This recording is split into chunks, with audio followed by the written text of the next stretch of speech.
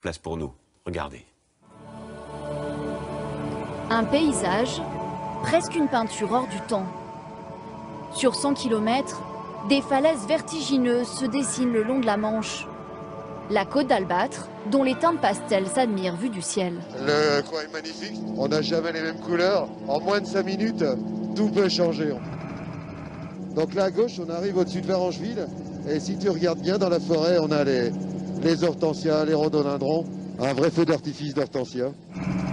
Philippe Gallo est pilote du LM. Depuis 6 ans, il emmène les touristes découvrir ces falaises en perpétuelle évolution.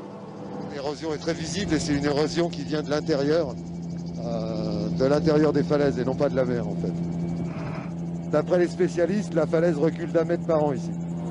Sur cette côte battue par les vents de la mer, il est une étrange parade que l'on observe sur la plage de Dieppe. Quelques pas bien en mesure pour un maestro qui joue au gré du vent. Steph Fermé est champion du monde de cerf-volant. Et c'est sur cette plage que tout a commencé. En 1996, pur touriste, je regardais les cerfs-volants et j'ai eu un flash. J'ai dit voilà, c'est ça que je veux faire. Là, il y a un peu de nous qui décolle et qui part dans le ciel et puis on essaie de s'exprimer comme une danse, une chorégraphie. Souvent on a la musique dans les oreilles, donc on essaye d'exprimer un vol sur une musique.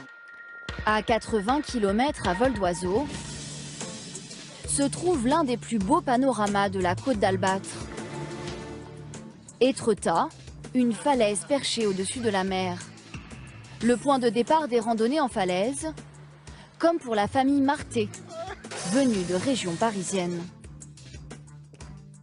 Ah bah c'est apaisant et d'un seul coup ça fait la coupure nette. Voilà, avec ce qu'on vit tous les jours. Le week-end commence. Ouais. Voilà, le week-end commence, exactement. Ouais.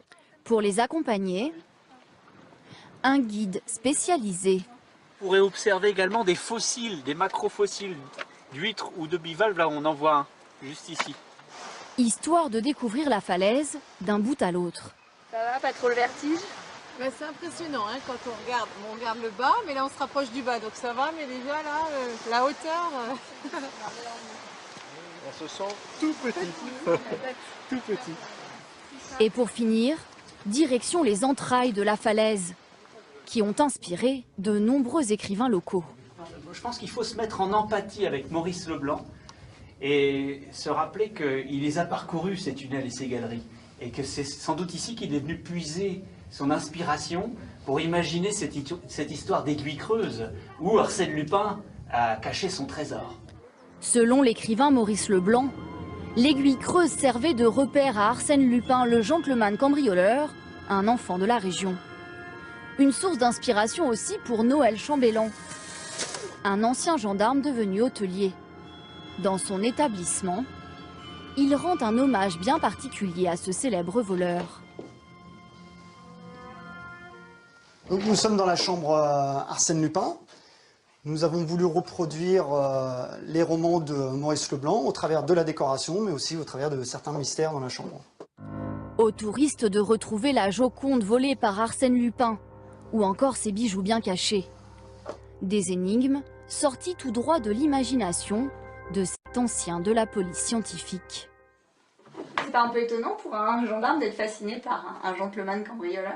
Toute ma vie, voilà, j'ai jamais dépassé les limites et je trouve que c'est intéressant de pouvoir être un peu le mauvais garçon.